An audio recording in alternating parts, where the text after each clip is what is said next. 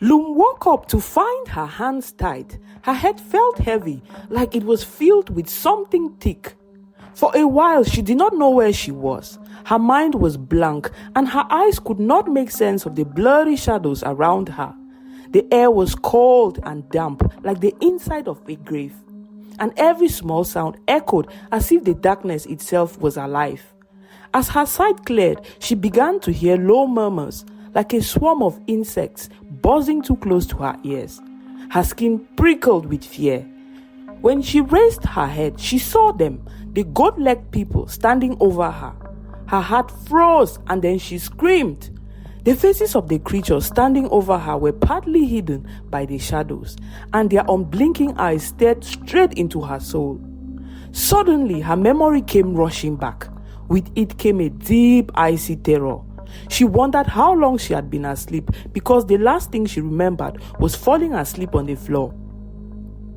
The goat-legged people did not move. They just stared at her for what felt like forever.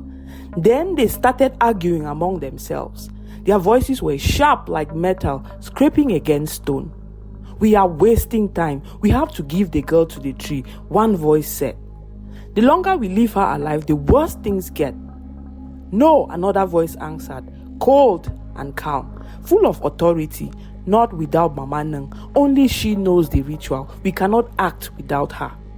Loom's stomach dropped as she recognized the voice. It was Sister Agatha. Her heart raced. They were going to offer her to the tree. She tried to move, but the ropes were too tight. The pain burnt into her wrists.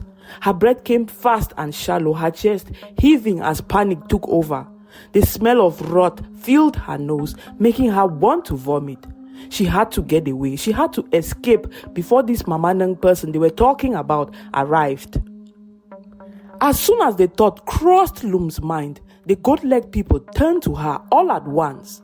Their heads snapped toward her like puppets pulled by an invisible string. Loom's body went stiff with fear as their eyes locked onto hers, shining with a hunger so wicked it made her blood turn to ice. It was as if they had read her mind. Then slowly, their twisted faces stretched into those wicked smiles Loom remembered so well. She tried to crawl backward away from them, but the ropes stopped her. Her frantic movements made the creatures laugh, a low chilling sound that echoed in the darkness. They reached for her with hands that were icy and rough, their touch sending shivers through her body.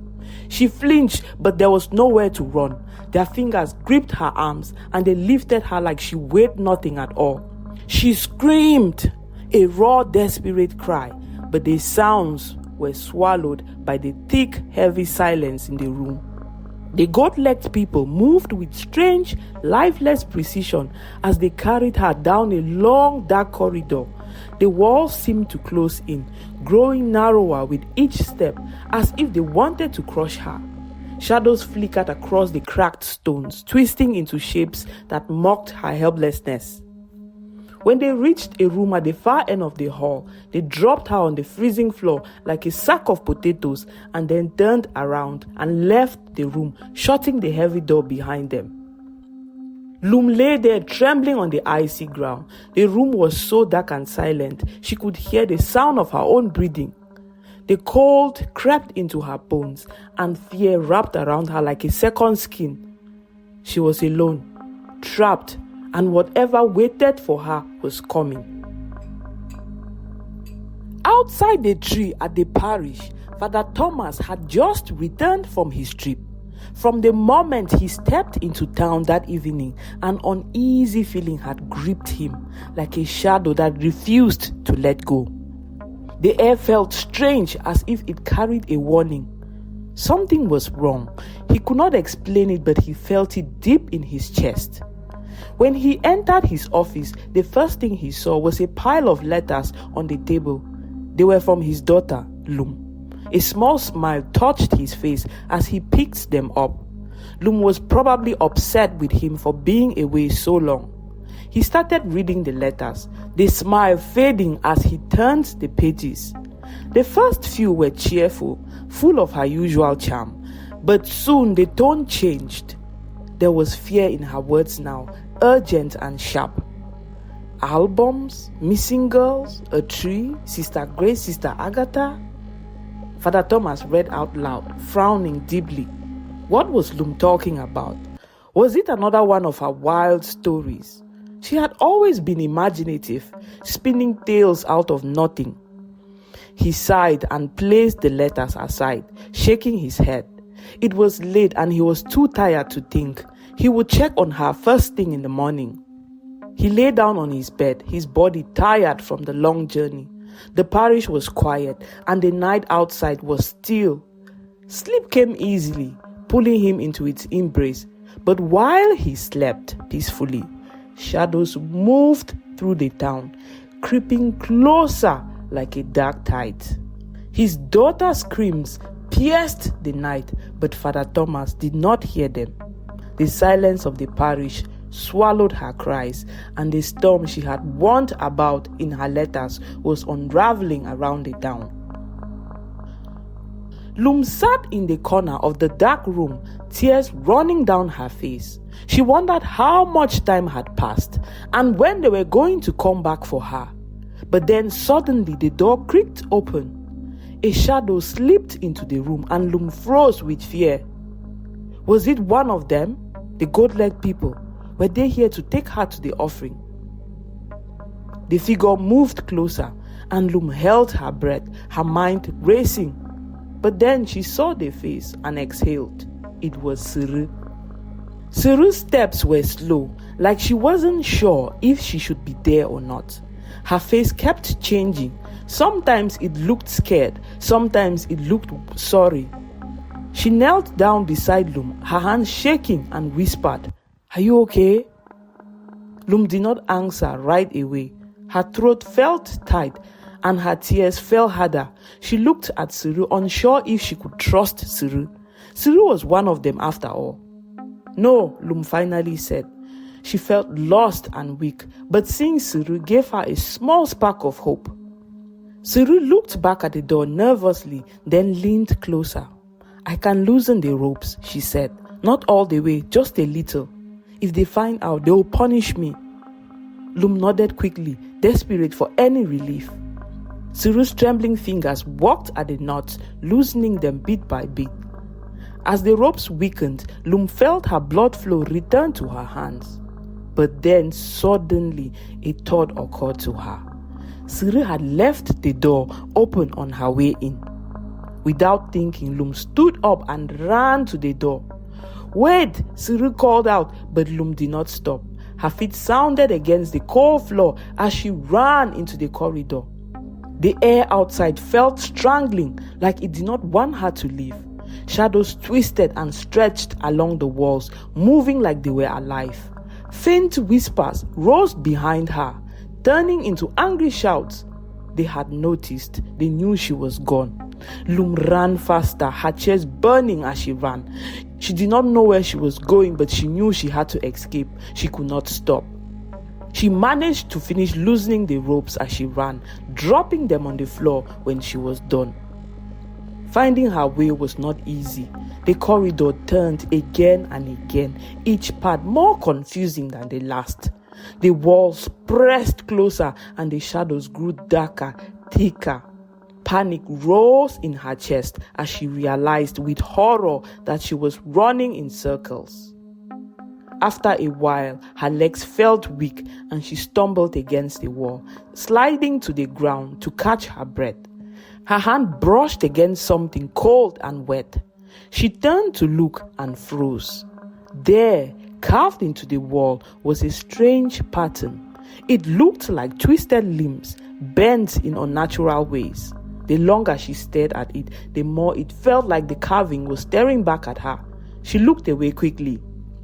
Just as she looked away, she heard footsteps approaching. They echoed down the corridor, soft at first and then loud. Loom scrambled to her feet, her heart pounding, and her eyes moved around looking for somewhere to hide. Her hand found a doorknob and she pushed it open, stumbling inside. The door closed behind her and she collapsed onto the floor, sucking in air. Her eyes went to the ceiling, where strange glowing symbols gleamed faintly. The patterns twisted and turned, glowing with a sickly light.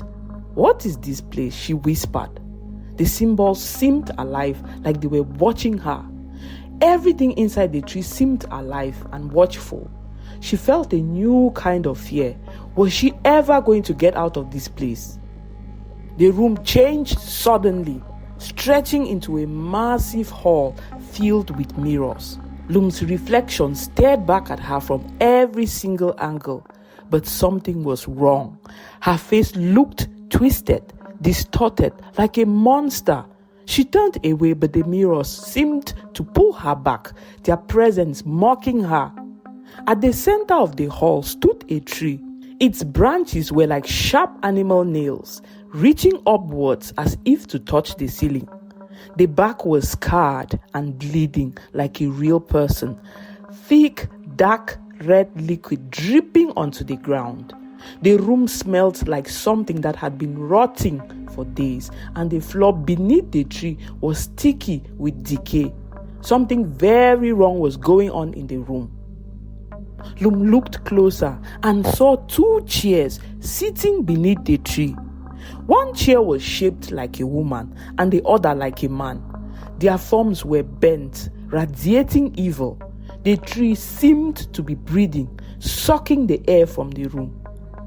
Lum heard footsteps approaching again, and she hid behind one of the chairs. The door opened and voices filled the room as the strange people entered. "The tree is bleeding because of the girl," one of them said in horror. "If we don't find her and end her, the blood will drown us all."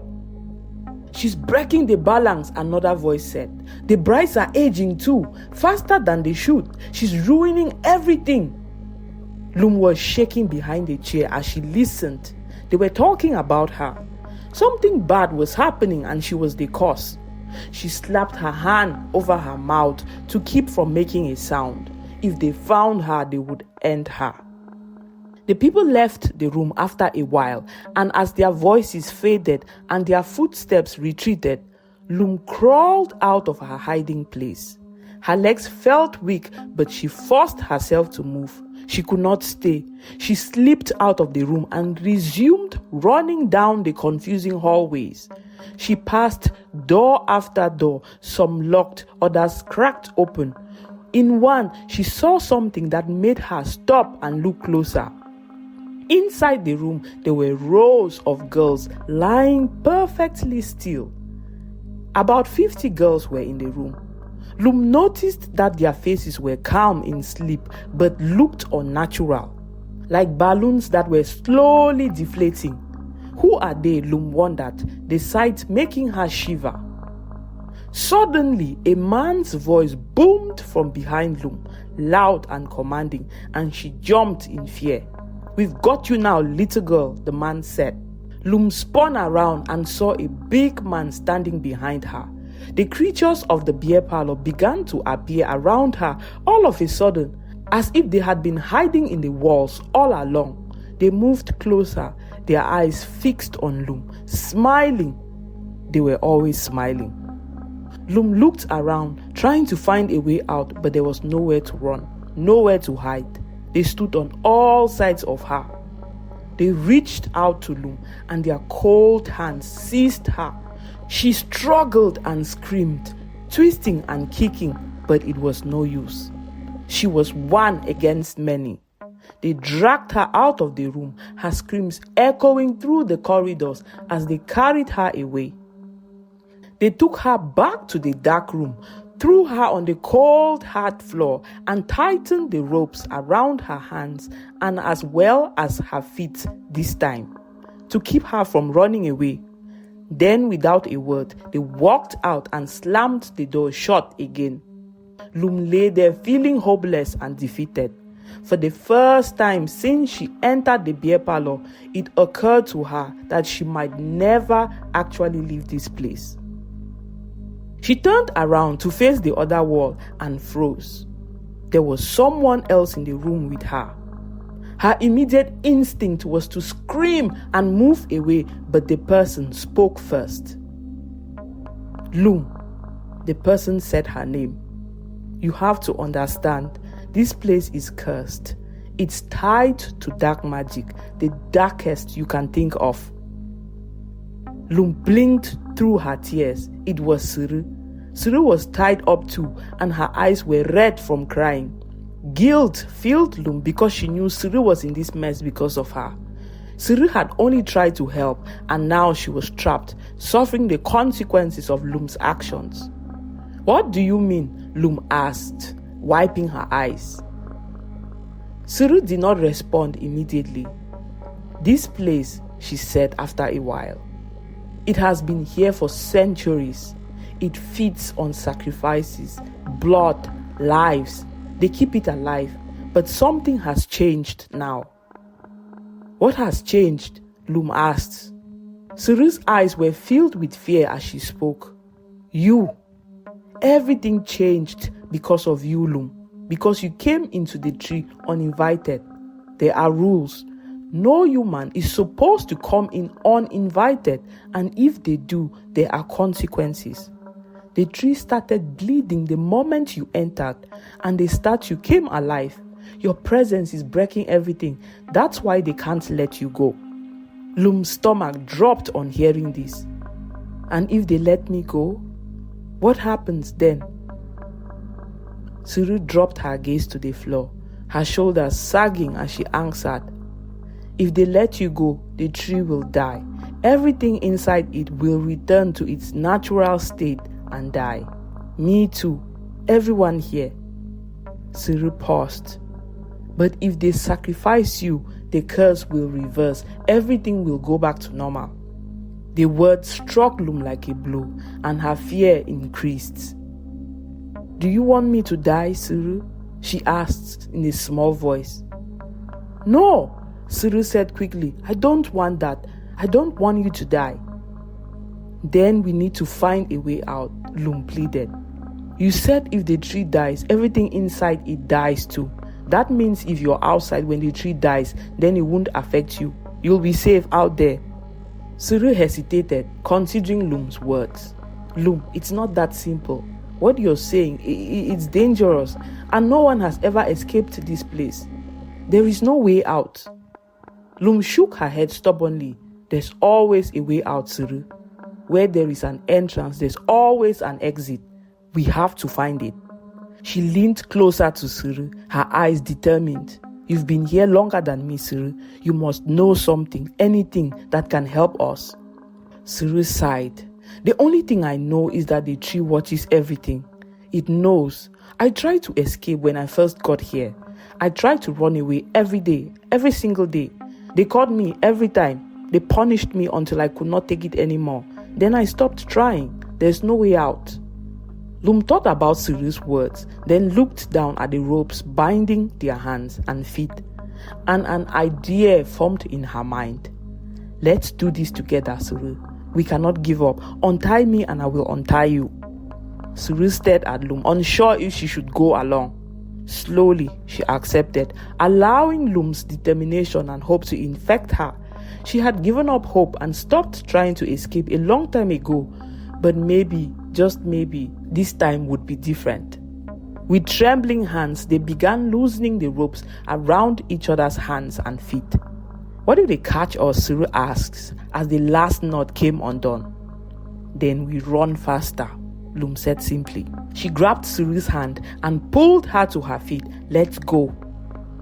They crept out of the room, their movements careful and silent, trying not to make a sound. Loom took the lead, her ears sharp, listening for any hint of footsteps behind them. Every step felt like a risk, like death was waiting just around the corner.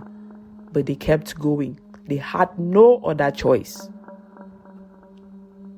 Outside the tree, Father Thomas's heart pounded when the senior student informed him that Loom was not in the school like she was supposed to be. He stood frozen outside the girls' dormitory, the midday sun doing little to warm the chill creeping through his body. The senior girl's voice shook as she recounted what little she knew. She left with 2 friends last night, Father. None of them have come back, the girl said. We thought maybe they went to the library like they sometimes do, but..." She trailed off, unable to finish. Father Thomas tried to steady himself. "And Sister Grace? Sister Agatha? Have you seen them?" he asked. He had stopped by the principal's office first when he arrived on campus, but the two women were not there. The girl shook her head. "No one has seen them since last night either. It's strange, the sisters, they never leave the school." Whispers spread through the nearby students, their hushed voices carrying fragments of fear and speculation. Word was spreading quickly that Sister Grace, Sister Agatha, and a few students were missing. Father Thomas forced himself to remain calm. "Gather everyone in the chapel," he ordered. "I need to speak with Sister Christine." The senior nodded and hurried off, leaving him alone with his racing thoughts. Where was his daughter? He turned and walked quickly back to the parish. Loom's letters were still on his desk. He snatched them up and began reading them again, this time paying more attention to the words. One letter in particular caught Father Thomas's attention. Written in his daughter's rushed handwriting, it read, "Papa, I suspect that Sister Grace and Sister Agatha are not who they pretend to be. There's a tree in the forest behind the school, and I think it has something to do with the missing girls. I think they're watching me, Papa. Please come quickly." Father Thomas set the letters down, his mind spinning. The night before, he had dismissed his daughter's words as youthful imagination. But now, the fear in her letters felt too real to ignore. There was something going on, and he needed to find out.